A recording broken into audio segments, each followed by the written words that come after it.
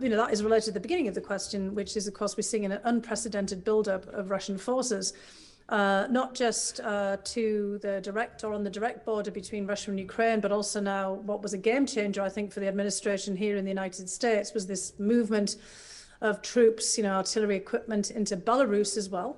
And I'll just, kind of lay it out there that when I was in government, one of the main scenarios that we worried about the most was the outbreak of a conflict in Belarus that would draw the Russians in, and then would put pressure on other neighboring NATO members like Poland and the Baltic states, not only Ukraine. So that movement of troops and equipment in a much larger scale into Belarus, obviously the rather belligerent tone that Alexander Lukashenko has taken as well, fits into a kind of worst case scenario for, some of the United States who are looking at all the various contingencies.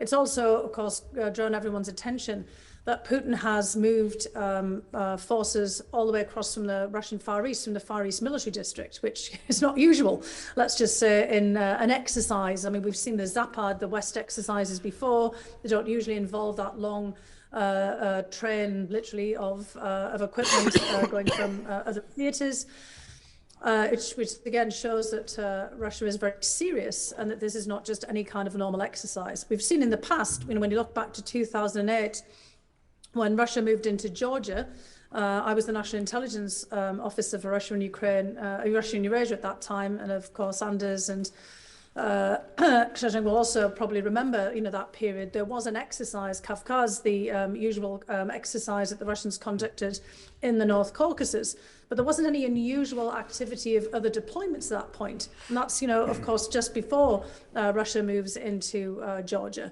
So this, again, is unprecedented. Even if you look at another exercise that preceded an intervention going back to 2008. And it's not just Belarus and the Ukraine border, of course. We've got forces now in Crimea that Russia has built up since the annexation. And there are forces, of course, deployed in the Transnistria region that we're obviously not really sure how the Russians might use them. But in the totality, that is very concerning. It's also been the level of rhetoric that has we've seen behind the scenes in Russia. I think there has been some diminution in the anti-Ukrainian rhetoric, bizarrely enough, more recently, but an uptick in rhetoric against the United States and the NATO. We've seen in polling in Russia that the majority of Russians believe that NATO and the United States are the aggressors, or that Ukraine, basically poses some kind of threat to Donbass, which in itself is also fairly preposterous. We've seen rhetoric also about Kaliningrad and a threat posed to Kaliningrad by, bizarrely, the Polish-Lithuanian Commonwealth, which I thought had actually disappeared many centuries ago. But, we're sort of seeing ourselves in different rhetorical space as well, even though Putin has pressed a pretty hard line against Ukraine now in rhetorical and, of course, in real terms, going back to 2006 with the cut-offs of gas.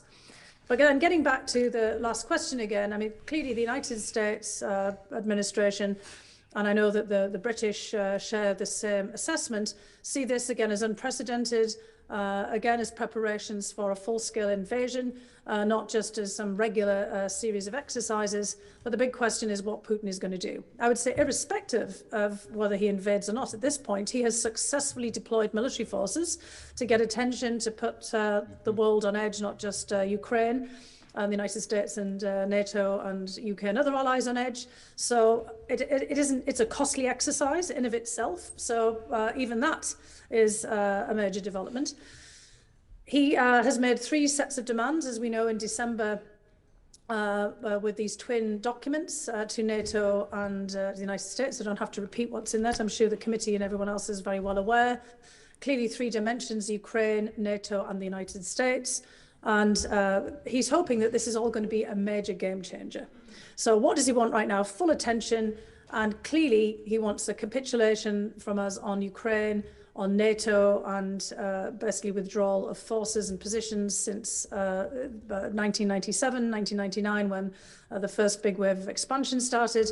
And it's clear that he wants the United States to sit down at the table and negotiate a whole series of European security arrangements. And Ukraine is being held hostage to this set of demands. And Fiona, you spoke there about preparations at home. This doesn't seem to compare with the preparations for the 2014 invasion that we remember, when the Russians were talking about the Ukrainian government being fascist, being any number of different things. There don't seem to be the same echoes. Is Vladimir Putin preparing the Russian people at all for a protracted conflict were one to arise? Well, I think he has set the scene. I mean, there would need to be, I think, a trigger in this point. And that was part of the purpose of the administration, along with, the United Kingdom and others going to the United Nations to put everyone on notice. Because, this is obviously a very familiar scene. As you said, we saw this in 2014. We saw it in 2008 as well, and the preparation for a war with Georgia. We've seen at different times of a menace towards Estonia and the Baltic states with a similar kind of preparation of rhetoric. But I mean, there's been a long trend. I'm sure, Anders would agree, there's been a long trend in this rhetoric. In any case, there's been no diminution in it in terms of the rhetoric towards Ukraine. At the United Nations before Nebenza, I think, walked away, there'd already been these statements that Ukraine was fascist, reiteration of some of the rhetoric that we've already seen. But it's the uptick in rhetoric towards the United States that's also been notable. And again, in Russian polling, there is already this sense that the United States and NATO are aggressors. And so there's just, then the fertile ground for some kind of pretext. But again, we've been putting Russia on notice about this. Thanks very much. And the last point I wanted to raise before I open it up is there's clearly various options that the Russian government has prepared for itself, whether it's the invasion of Ukraine in small or in large volume, or indeed deployments to other parts. What do you think are the chances of the Russian Federation attempting to close that area of territory between Kaliningrad and Belarus, the Suwalki Gap as it's called? What do you think are the chances that it will use troops to change the way that Belarus operates rather than to interfere quite as directly in Ukraine?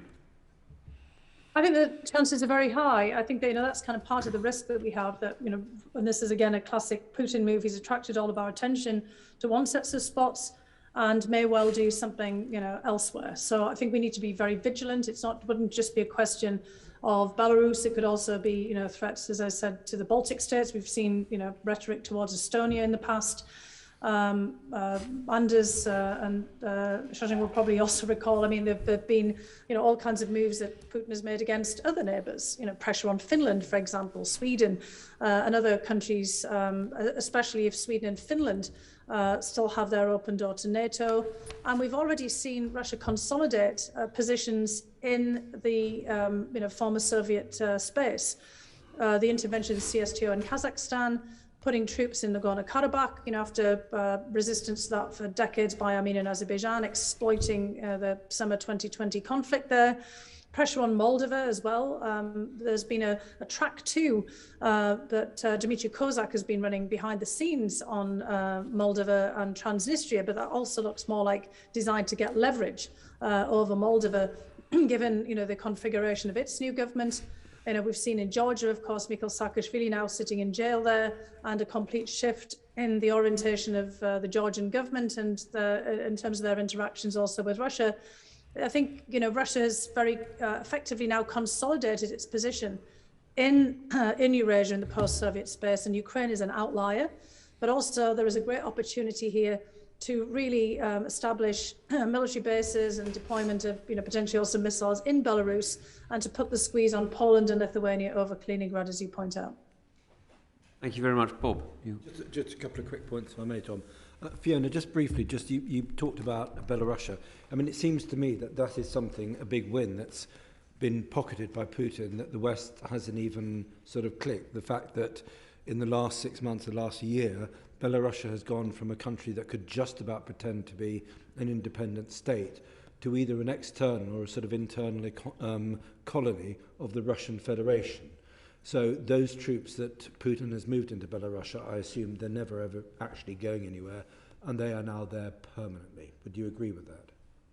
Well, I think that's a fair assumption, yes. And also the statements from Lukashenko about potential missile placements. I think that we should be paying, careful attention to that, and also in Kaliningrad. I mean, the one thing to point out, though, that this is all about Lukashenko. It's not really about Belarus itself. I mean, this is very much a decision made by him. And as you look around, what I've just said is the consolidated position of Russia. It's very much dependent on their leverage over key leaders. We've seen in Armenia with Pashinyan being reined in a similar way to Lukashenko.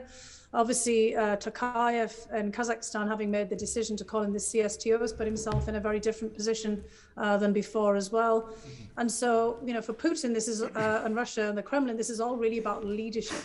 So, should something happen to Lukashenko, I think, the dynamic in Belarus might be quite different, but we should watch that very closely. Just very briefly on Transnistria, I thought that there were only 3 battalions of a sort of local defence force, and they weren't necessarily aligned to Moscow's aims in the way that they were in the past. You're saying that's not the case? Well, I'm saying we should watch it because I'm not quite sure what the situation is there. I mean, I think we often forget and overlook the fact that there are battalions there, as you point out. I mean, they're usually there in just some sort of placement, almost as a holding pattern. But, when you take a look at the map and factor those in, it makes you wonder, whether there is, some potential play there. I think, again, we've also seen Russia, in a way, dangle out the resolution of Transnistria at different points. And what's come to my mind is that they've been doing this again. Dmitry Kozak, who technically has oversight over Ukraine and Belarus as well as Moldova in basically the Russian Kremlin circles, has recently been engaged in a track 2 process that before the whole buildup over Ukraine looked like this was another effort to find a different model of resolution there. But of course, it was also timed with the new government coming into Moldova. And we've seen in the past when the Germans also organized the so-called Messeberg Initiative, which was their effort to resolve Transnistria, that it was really used by Moscow to gain leverage. The Germans stepped away from that, realizing that there was no serious intent to resolve the conflict, but really just more way of finding how to get a tighter grip over Moldova or kind of leverage and use it even with Germany. So I would just, so let's watch that as well, because again, there is a tendency for Putin to surprise us because we're all looking in a different direction. So I'm not necessarily saying that there is something there that I've picked up on at the moment, but just to bear it in mind, just like you said as well, given the fact that the battalions are still placed there. And just finally, we've seen, this is now a pretty advanced and sophisticated model. This sort of, I know the Russians don't use the word hybrid, or they claim it's importation from the West. So, but this full spectrum, this new generation warfare, this sort of mix of paramilitary, military, diplomatic, economic culture, I mean, they've really got it down to a fine art now. If you look at what they're doing, as you say, in Central Asia, in the Caucasus, in Moldova, in Ukraine, Baltic republics as maybe a target yet to come. I mean, it's pretty sophisticated stuff, isn't it? It is, look, and it's internally in our countries as well. Mm-hmm. I mean, I think part of the problem that we're going to be facing is how we manage with our own domestic politics and the private sector. I mean, when you have senior officials from various countries on the boards of Russian companies or doing advocacy and, basically consulting for Russian companies, SPIF, the St. Petersburg Economic Forum, I mean, this is really Anders' area here. I mean, I'd love to hear what he has to say about this. Is still advertising, for June. Putin is, convoking meetings with business delegations from Italy, for example. We have an issue here that's also very sophisticated, because in a way that they have bought a kind of insurance package within our own polities and economies as well. Thank you. Fiona, I just want to zero in for a second on the core of Russian insecurity and just close off one issue. You were obviously an advisor to the administration that withdrew from the INF Treaty. And presumably that leaves Russia fairly vulnerable to ground-launched cruise missiles in Europe. Russia's built fairly effective defences in air defence and in sea defence, but it is obviously vulnerable to ground-launched cruise missiles. How important do you think this is as a factor in Putin's calculus? How important is a settlement on INF to Putin? Yeah, look, this is a really good point, and I think it is a very important factor for him. And if it weren't for the current coercive force that's being deployed against Ukraine, I mean, it would actually be a perfect moment for this administration to be negotiating with Russia on what comes next after INF. That was supposed to be the purpose of the strategic stability talks. INF, I mean, just to be very clear, I mean, one of the motivations for the previous administration with withdrawing, although, I mean, I think the timing was a bit debatable, very much, sort of driven by individual preference rather than any exigency at that particular moment, was because Russia had been violating the INF treaty, as I mean, you're well aware, for years. And the whole idea had been because basically successive administrations had becoming bogged down in a you said this, you said that, you're violating, no, you're violating dynamic. We couldn't break out of it to talk about the next phase, even on New Start, for example. The whole idea had been, after the US withdrawal in August, that there would be then a series of discussions with the Russians on the next phase. And Putin was very concerned about that. And as I was leaving the administration, back in 2019, it actually warned Trump, for example, that if there was not an immediate follow-on, that the atmosphere could easily return to the Euro missile crisis of the 1980s, which of course is where we find ourselves, with more threats about deployments of missiles in Belarus, Kaliningrad, and elsewhere, with clear intent to rattle nerves in Europe. So Putin was already making it very clear, and the people behind the scenes, that they wanted to have a sense of what was going to happen to make sure that there was a guarantee from the United States of no more missile deployments in Europe, some kind of undertaking. And again, this was supposed to be on the agenda for the strategic stability talks that Wendy Sherman was conducting under this administration. So yes, I think this is a major factor for Putin. So where does it sit in the hierarchy of Russian insecurities? Well, I mean, it's up there. I mean, obviously, the whole view of the privileged sphere of interest, Ukraine, being back in the fold, missiles, not just the intermediate, but also the long range. And it's not just about the United States for intermediate. It's obviously China and the way that China is developing the Asia Pacific, other countries, India, Pakistan, etc. Much kind of broader dynamic. I mean, the hierarchy of things, it's, sort of pretty close to this whole idea of ensuring a privileged sphere of interest and getting Ukraine and the rest of the former, Soviet bloc back under their grip. So NATO has said not much about this, other than there's no intention to deploy nuclear-armed ground-launched cruise missiles. The UK government has said almost nothing. Should this be an area where the UK government is offering a few more proactive suggestions? Well, actually, I mean, that was a hope. Prior to all of this, that the UK, along with France and the nuclear powers, would actually have some say in how we discussed all of this. I mean, I think under current circumstances, saying something independently is probably not a great idea. But trying to find a way of coordinating with the United States and finding a way forward that doesn't look like it's done at the point of a missile would be, I think, part of our planning, for what we would be doing if we get out of this current crisis. Again, it's overdue. There'd been a long set of discussions about how to manage the withdrawal of the INF, or really the amendment of the INF and INF phase, 2, 3. But, the whole, certainly my colleagues and others who were working on this in terms of strategic stability were really hoping for more of an omnibus agreement that would cover tactical, intermediate and strategic, so a kind of post-New Start. I think this is why this administration rolled over New Start. That was also sort of talked about as a possibility for at least a year or two under the previous administration. But the point was that there'd not been a full discussion of everything, because you may recall also there was a question about what to do about China and whether to bundle China into this, which was probably a bridge too far for the sort of initial phases. So I think that this is an area that one could have very serious discussion about.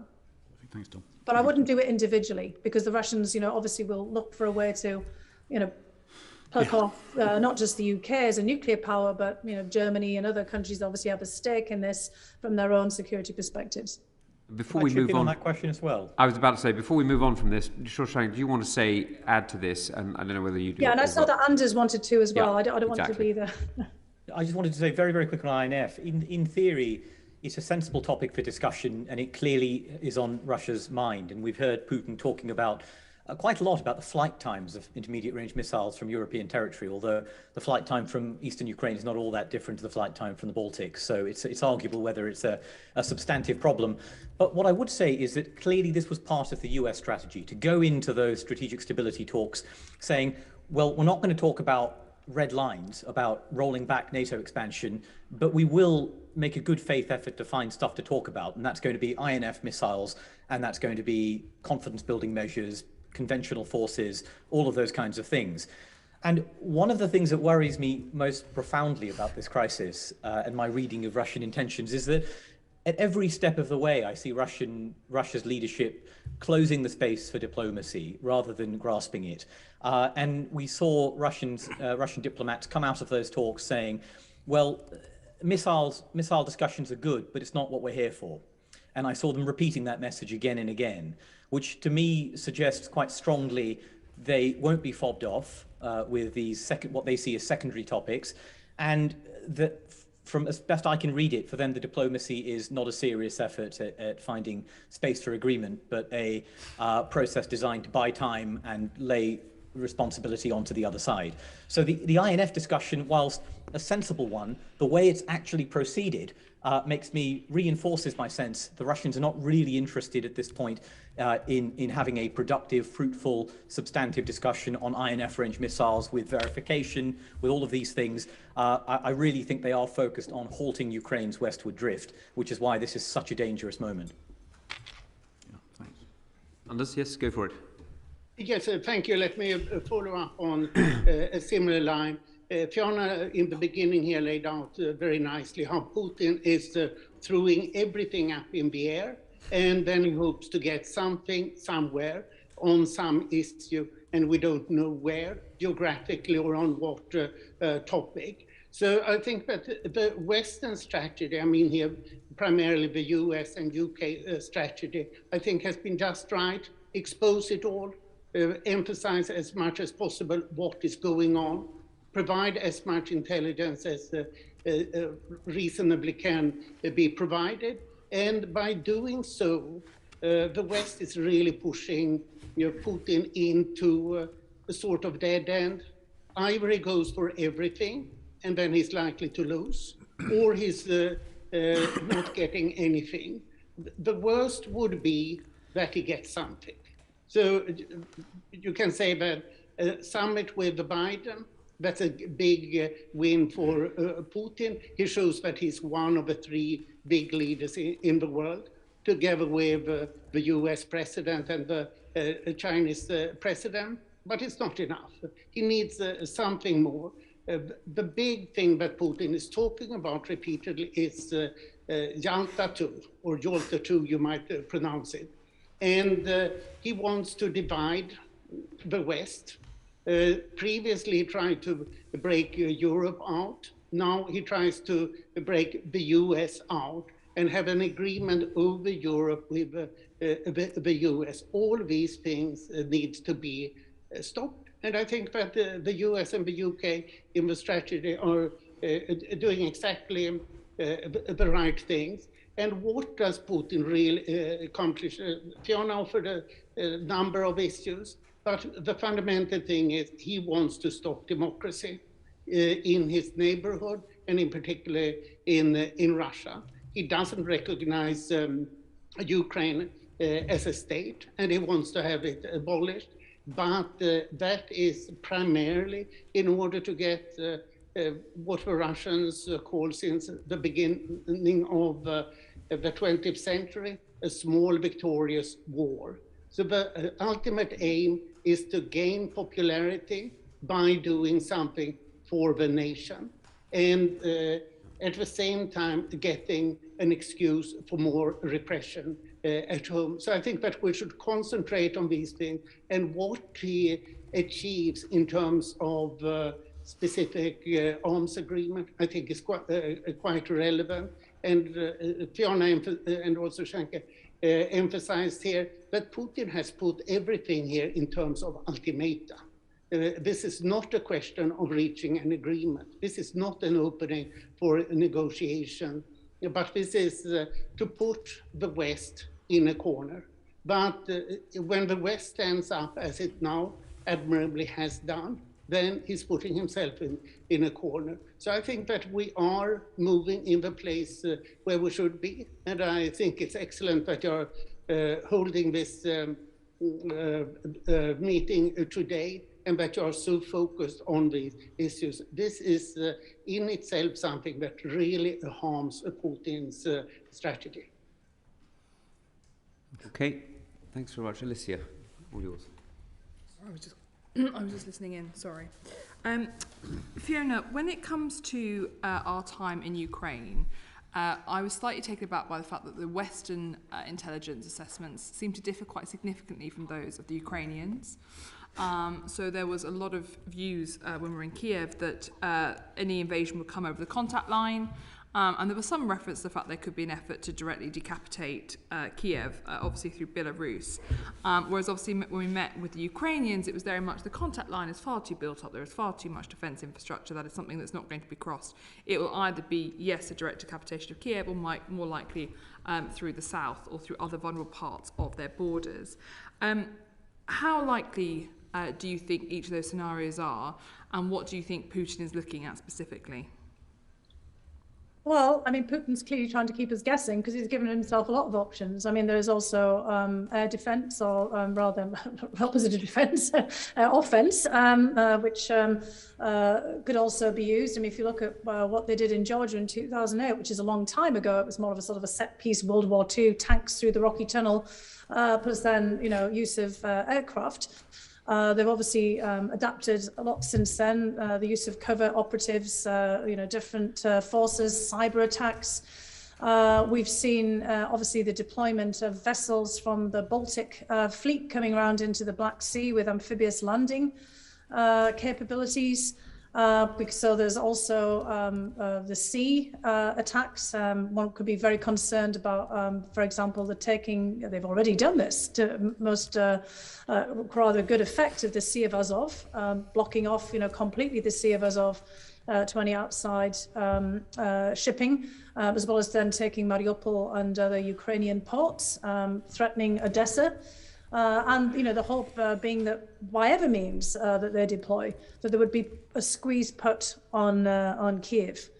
I think we have to also bear in mind the intelligence, obviously, that was deployed, I think, to rather good effect by the UK government about efforts to literally decapitate the Ukrainian government by overthrowing or removing Zelensky and finding a replacement. We've seen that happen, through triggers in other countries around the Soviet Russian periphery.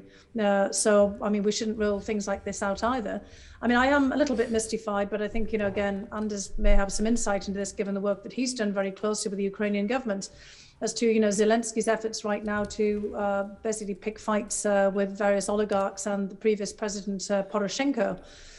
Which also suggests there's quite a lot of machinations going on inside of Ukraine in its Ukrainian political circles, which Putin and the Kremlin could try to take advantage of. We saw them do that in Georgia, for example, as well as attempt this in Armenia. I mean, another factor again to bear in mind is, as I said before, is just the variety of covert operations that they have. And one thing, obviously, that President Zelensky is very worried about is the market effect. I think, part of the reason that we're getting a difference of interpretation there is the crushing effect on the Ukrainian economy by the threat of war and all of the pressure that Russia is applying. And perhaps that's also being factored in by the Kremlin and by Putin as a way of, getting Zelensky pushed to the margins. So there's a lot of dynamic factors in Ukraine that the Russians can use.